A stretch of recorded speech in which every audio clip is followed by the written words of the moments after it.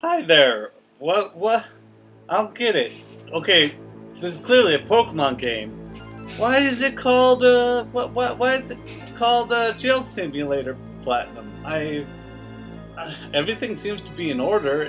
I mean, obviously it's a ROM. I have the game somewhere, but, oh, excuse me. Great start. Wild Silas appeared, and yeah, we're playing some Pokemon Platinum.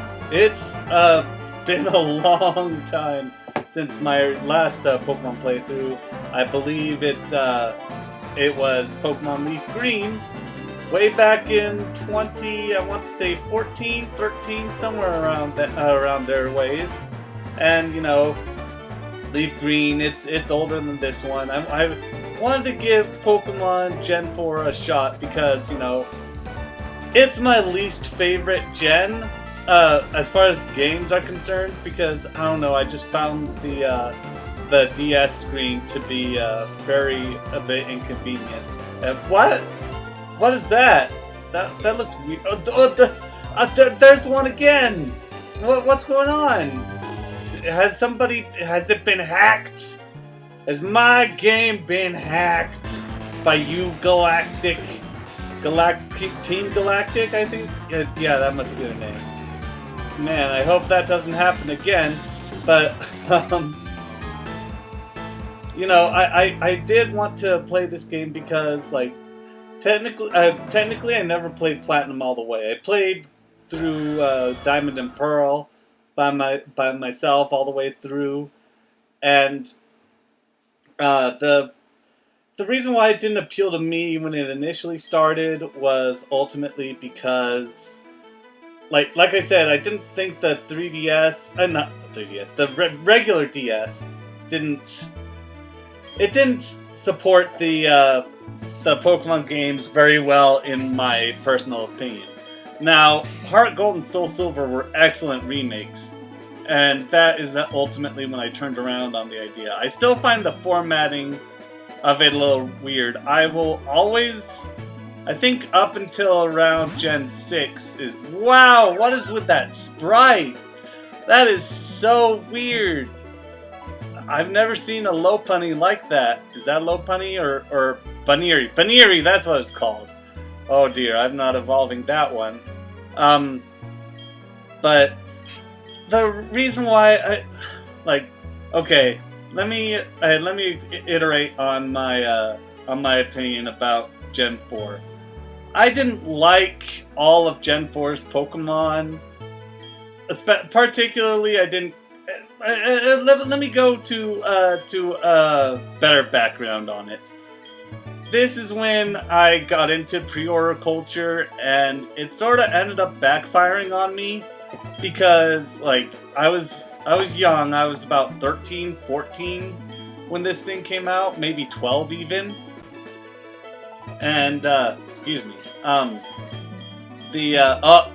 here comes my name. I'm gonna be real excited about it. And so I had my dad and me pick it up after I pre-ordered it because the first editions came out with little, like, little big styluses with little rubber figures of Palkia and Dialga on the top, depending on which version you got. I got the Palkia just because I found, I don't know, I found Diamond to be a little, how do I put it? Sorry, I'm just amusing myself with what's on screen right now, as one should during the commentary, but I'm all over the place with this.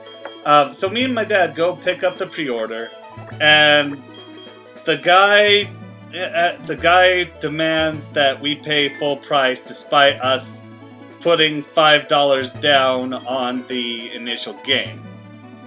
And of course, my dad gets upset about this because, this is when the economy was starting to tank. I think it was like 2000 and okay, yeah, it had tanked a while back since. So, he's frugal. Like, he's not as frugal as my mom. He's a healthy kind of frugal. But of course, it's bullshit that they would give you that they would make you pay more despite you putting money down specifically as a pre-purchase. And so eventually we had to get the manager down there to, explain to the person the concept behind pre-order. Apparently he didn't get it. He didn't get the concept of pre-ordering. So, yeah, we had to go through all that song and dance to pick up Pokemon Pearl. And, hey, dang, did you see the TV? You sure did. That Professor Rowan's a real important guy who studies Pokemon, huh? But, the trouble with it is, I already started the series, the Gen 4, on a bad foot. And this was after Gen 3, which I loved as far as Pokemon go. And I also loved the region. I was just sort of surprised that we couldn't go back to Johto. I guess the second gen had spoiled me a bit. Maybe it spoiled everyone a bit by having you go back to Kanto. But it seemed to just... how do I put it? It just seemed to sort of fade from my memory. It was just such a standpoint to, realize that, okay, that was just a one-time thing. Because to me, that was kind of unfair. It was like putting something on a high bar. And while I loved the locations and what have you of 3rd gen, it just didn't work for me as far as Gen... So it was a bittersweet... not bitter. It was just a bitter thing to realize that, we'll never get 2 regions again. And to the point of recording this, we haven't. And, that's lame to me, because it's like they literally just did it in Heart Gold Soul Silver after they released this. I'm pretty sure it came after Platinum. And to top that off, let me pull up the Pokemon list here. The Pokemon list, I'm not that big into when it comes to this particular series.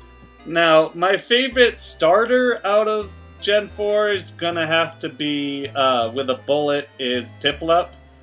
But that's not the one I'll be going with this bit. I should have kept that ambiguous, but whatever, I don't care. I don't mind. You guys, it's a big mystery to you guys still. And, of course, Bidoof was everywhere. And okay, let's talk. I like Bidoof. I like the design of Bidoof. I think he's cute. I think he's just a happy little guy. He just wants to be loved. And, yeah, he is just a normal. But, honestly, I like Bidoof much better than Bibarel. I keep confusing him with Barbaracle. But, Bibarel just doesn't have the same cute appeal as Bidoof does. Bidoof, I don't know, he looks sort of absent-minded as opposed to Bibarel that looks just kind of like a fucking dork, if I'm gonna be straight with you. And you're looking for shit? He's gone running. Go get your shit, boy. I'm gonna have a drink of water.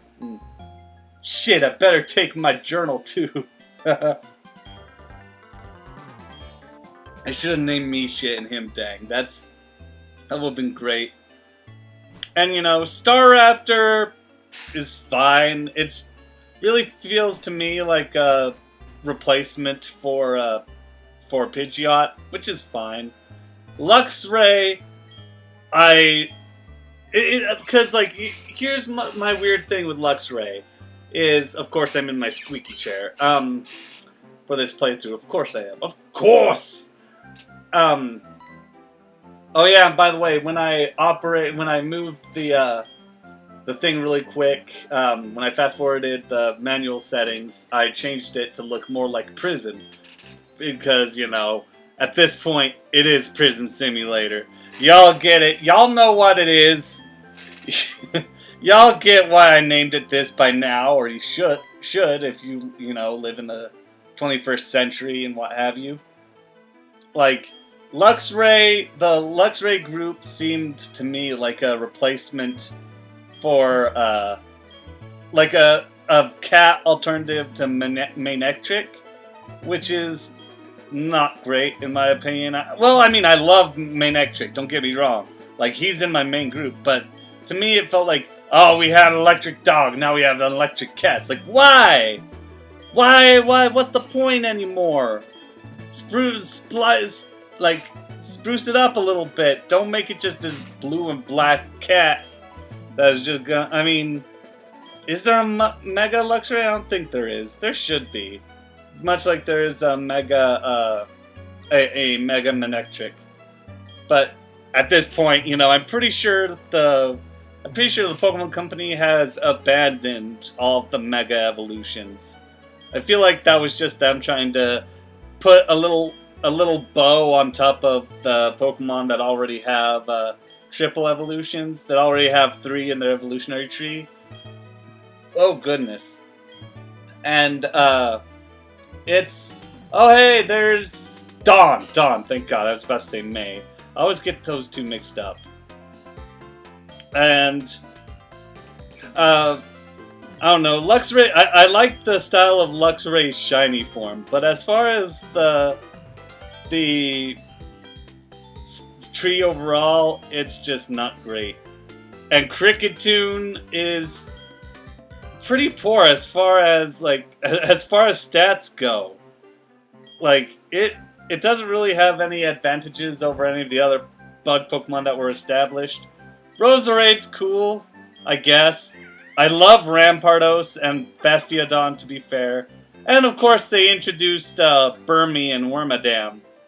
And of course, Wormadam is infamous for being one of the worst statted Pokemon, like, in the game. And that was just a frustrating thing to me. And me, I'm just trying to observe the sprites here. I was really tempted by the Piplup, but in the end, I already had a team set in mind, so I chose Turtwig. Plus, I wanted to see how the sprite work works with the less humanoid-looking Pokemon.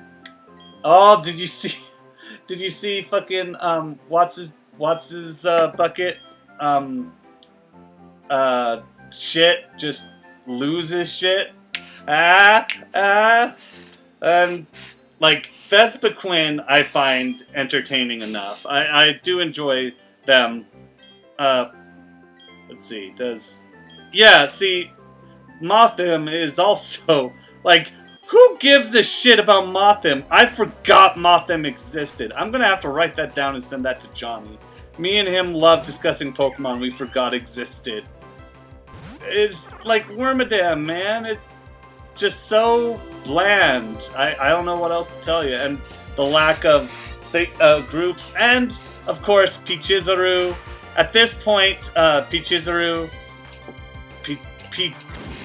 Okay, no, it's not Pichizaru. I gotta fix up. Pachirisu. Pachirisu, like, Gen 3's, while I enjoyed it, it exposed a lot of the weaknesses in Pokemon, where it's like, everybody's gotta have their alternative to Pikachu, because here's Plusle and Minun, and nobody liked those. And then there's Pachirisu.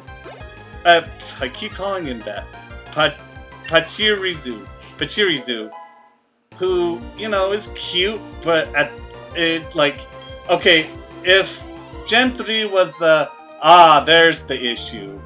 Like, Gen 4 is, again? We just saw this. And that's my big issue with Pachirisu. See, I did it again. I'm just gonna call it that from now on. I'm sorry. If any of y'all have a problem with that, you can take it up on my Twitter. Pachirisu, like, yeah, we just get another Pikachu substitute, and we're all like, whoa! Floatzel's good. Let's see. I'm trying to stick out. Now, this is where a lot of the weird extra evolutions came into play, like Ambipom Ambipom I don't enjoy quite as much as Lepom. I think that's his name. Maybe. Yes. No. Long-tail Pokemon. How do you evolve it? Yeah. Oh no, it's Apom. Like Apom to me has like a visual consistency. Ambipom looks like a fan art rendition of Apom. And you know, I get it, ambidextrous, Ambipom. But in the end, it just looks like a parody of itself. And we are about to end off this episode. I'll continue this next time. This is a new format. Hope you all enjoy. Stay wild. Nobody knows the trouble I've seen. Nobody knows my sorrow.